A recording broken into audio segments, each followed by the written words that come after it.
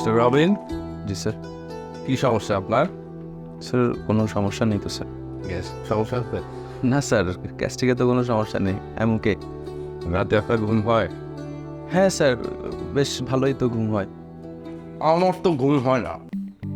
কেন স্যার? আপনি স্যার একটা কাজ করতে পারেন, একটু ঘুমের ওষুধ কি ট্রাই করবেন কিনা? আমি কিসের ওষুধ ট্রাই করব সেটা আপনার কাছে জিজ্ঞেস করব? হ্যাঁ, আপনার কাছে জিজ্ঞেস করব? আপনার কি দায়িত্ব? আপনার মার্কেটিংয়ের দায়িত্ব। আপনি এটা ঠিক মতো করেন? জি স্যার, আমি করি তো স্যার। এখন মার্কেটের অবস্থা স্যার, আপনার হচ্ছে দ্রব্যমূল্যের প্রত্যেকটা জিনিসপত্রের দাম বেড়ে গেছে। ধরেন যে আপনার চালের কেজি প্রতি প্রায় 4 থেকে 5 টাকা বেড়ে গেছে। তারপর শাক সবজি, মাছ মাংস, দুধ ডিম। এটা আমি জানি। এটা শুধু আমি না, বাইরে যারা আছে সবাই জানে। আপনার যে দায়িত্ব কর্তব্য সেটা আপনি পালন করেন। গত 3 মাস ধরে কি চলছে সেই খবর কি আপনি রাখেন? আমি যে আমার স্টাফদের বেতন দিতে পারছি না, আপনাকেও ঠিক মতো বেতনটা দিতে পারছি না, সেটা কি আপনি বোঝেন না? আপনার লজ্জা করে না? যান, আপনি বের হয়ে যান। বসে আছেন কেন? Get lost.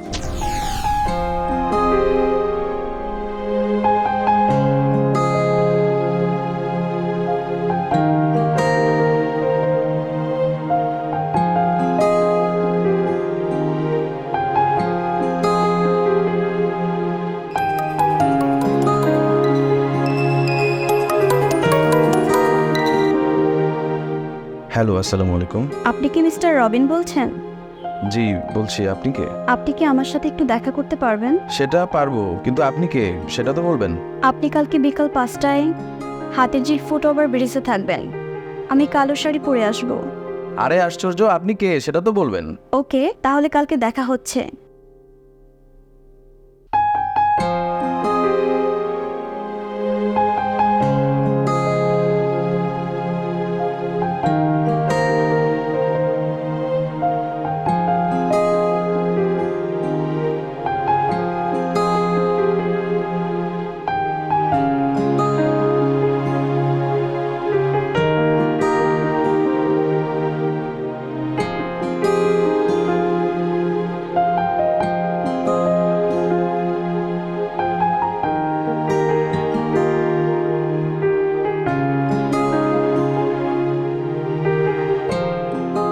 ও আপনি? আচ্ছা বলুন, কেন ডেকেছেন? কেমন আছেন আপনি? আর ভালো থাকা, সারাক্ষণ আসি বসের ঝাড়ির উপরে। ভালো কিভাবে থাকে? তাও ভালো যে শুধু বসের ঝাড়ি শুনেন। মানে কি? আপনি কে? এভাবে ঘুরে আছেন কেন? আরে আশ্চর্য, আপনার চেহারাই তো দেখতে পাচ্ছি না।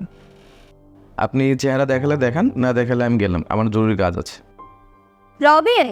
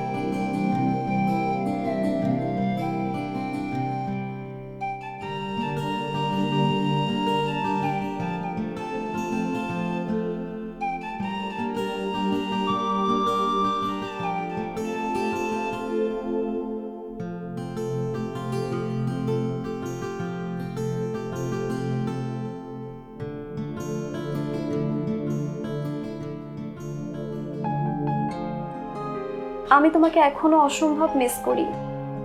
হ্যাঁ তো সত্যি, আমি তোমাকে অনেক কাছে পেতে চেয়েছি।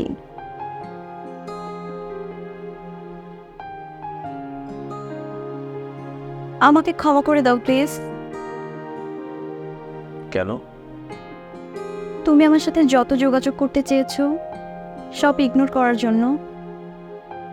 চলো ওই দিকটাতে যাই।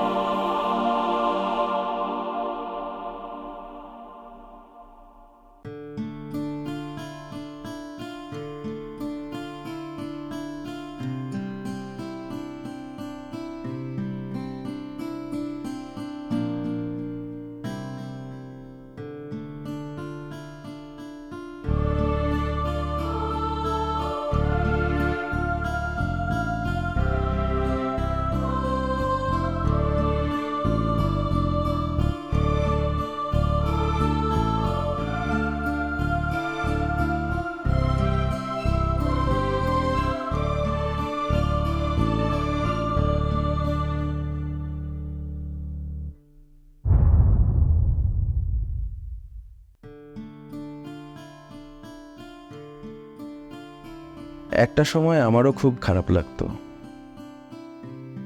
আর তারপর তারপর সবকিছু ভুলে যাওয়া শুরু করলাম। আমিও তোমাকে ভুলতে চেয়েছি, কিন্তু তোমার কথা আমার শুধুই মনে পড়তো। আর আর আমি ভেবেছিলাম হয়তো তোমাকে আর পাবো না, কারণ 5টি বছর গত হয়ে গিয়েছে। ঠিক আছে, কিভাবে ঠিক আছে? আমি তো কিছুই ঠিক দেখতে পাচ্ছি না। আমি ভেবেছিলাম তুমি ফিরে আসবে, কিন্তু 5 বছরই তুমি ফিরে আসবে।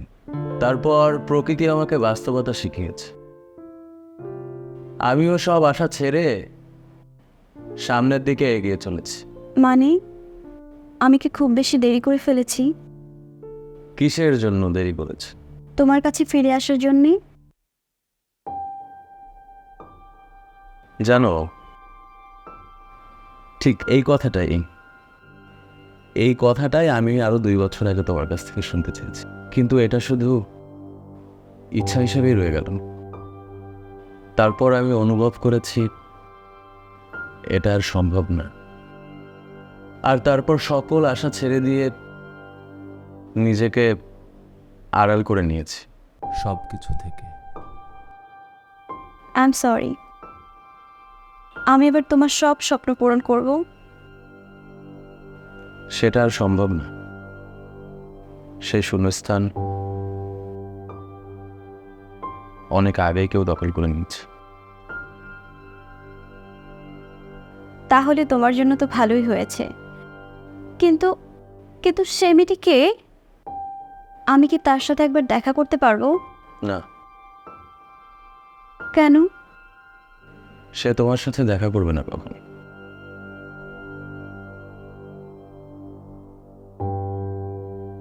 কিছু বলছো না যে? সব কথা শেষ।